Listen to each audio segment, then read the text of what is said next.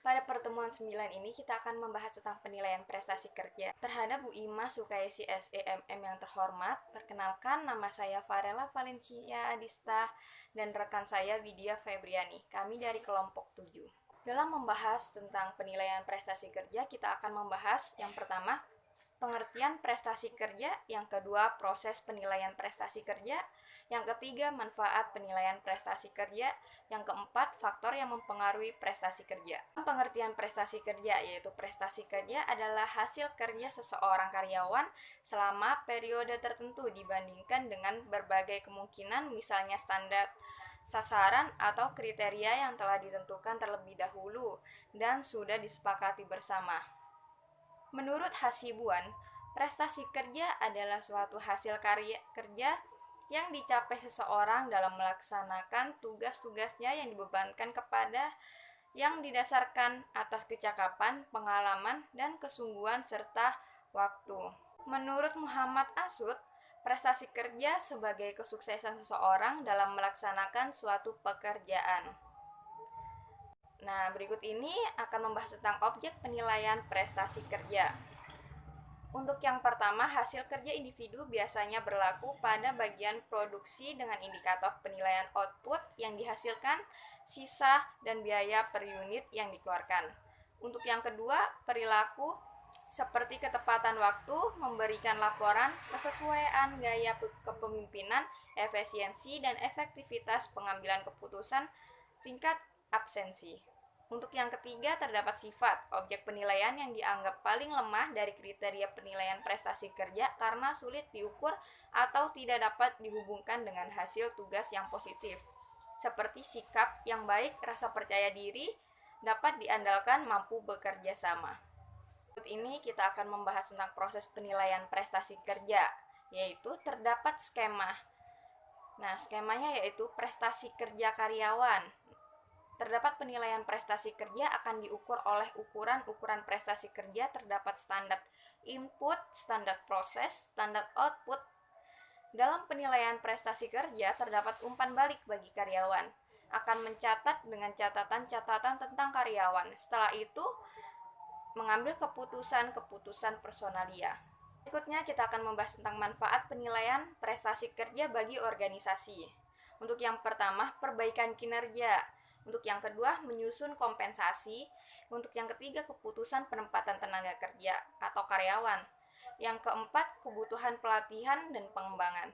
Untuk yang kelima, perancangan dan pengembangan karir. Yang keenam, meningkatkan semangat kerja dan kegairahan kerja. Yang ketujuh, meningkatkan motivasi kerja. Yang kedelapan, memperbaiki atau mengembangkan kecakapan karyawan. Yang kesembilan, memperbaiki atau mengembangkan uraian pekerjaan dan sebagainya.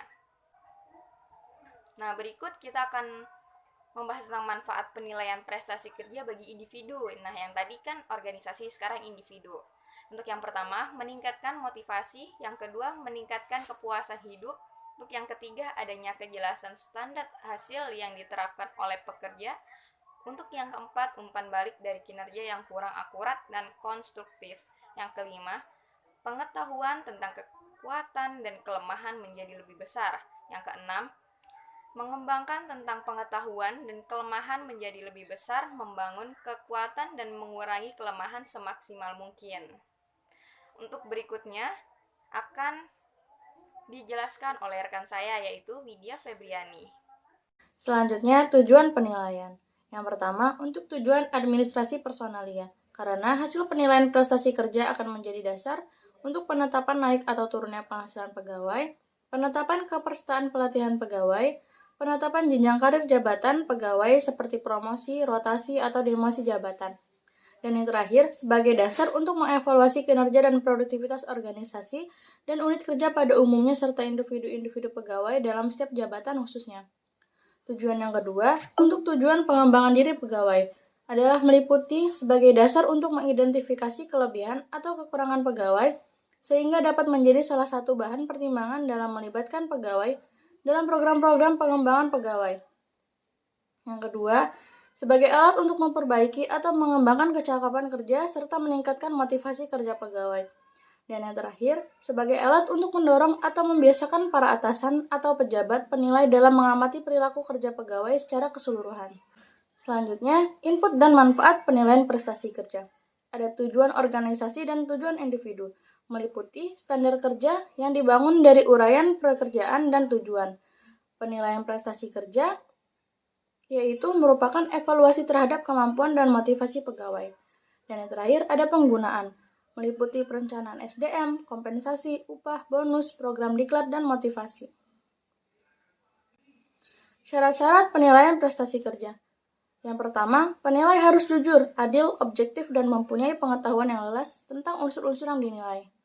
Kedua, penilai hendaknya mendasarkan pada penilaiannya atas benar atau salah, baik atau buruk terhadap unsur-unsur yang dinilai. Ketiga, penilai harus jelas uraian pekerjaan dari setiap karyawan yang akan dinilainya. Keempat, penilai harus mempunyai kewenangan formal supaya dapat melaksanakan tugasnya dengan baik. Kelima, penilai mempunyai keimanan yang kuat supaya hasilnya jujur dan adil. Metode penilaian prestasi kerja. Ada dua metode. Yang pertama, penilai prestasi kerja masa lalu atau tradisional dengan meliputi skala peringkat, teknik insiden kritikal, checklist, skala peringkat yang dikaitkan perilakunya, metode pilihan terarah, dan metode evaluasi lapangan. Metode kedua, penilai prestasi kerja yang berorientasi masa depan atau modern. Penilaian dari sendiri, pusat-pusat penilaian, manajemen berdasarkan sasaran, penilaian psikologikal, dan metode pilihan terarah. Selanjutnya, prosedur tolak ukur prestasi kerja.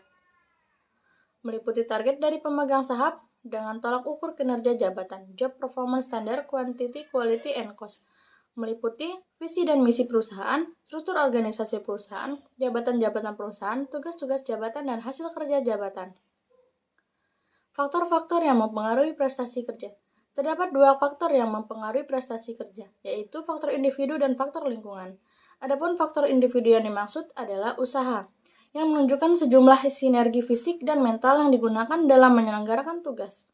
Abilitas, yaitu sifat-sifat personal yang dilakukan untuk melakukan tugas. Dan yang terakhir, role atau task perception. Segala perilaku dan aktivitas yang dirasa perlu oleh individu untuk menyelesaikan suatu pekerjaan. Adapun faktor lingkungan yang mempengaruhi prestasi kerja adalah kondisi fisik, peralatan, waktu, material, pendidikan, supervisi, desain organisasi, pelatihan, dan keberuntungan. Kesimpulan dari materi di atas adalah hampir semua perusahaan memiliki peringkat penilai baik formal maupun informal untuk menilai kinerja karyawan mereka.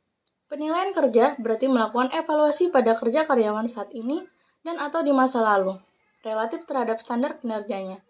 Pengusaha harus memutuskan dengan pasti kategori kinerja yang diukur. Pengusaha dapat saja memilih dimensi yang tidak spesifik seperti kualitas dan kuantitas, atau menilai kinerja pada kewajiban aktual suatu pekerjaan. Ide dari penilaian berdasarkan pada kompetensi adalah fokus pada titik di mana karyawan menunjukkan kompetensi pada hal yang dianggap penting oleh pengusaha pada pekerjaan tersebut. Pengusaha mungkin juga ingin menilai karyawan berdasarkan pada tingkat di mana mereka mencapai sasarannya. Dan itu dia materi tentang prestasi kerja. Saya Widya Febriani dan rekan saya Fadela Valensa Adista mengundurkan diri. Semoga bermanfaat bagi kita semua. Wassalamualaikum warahmatullahi wabarakatuh.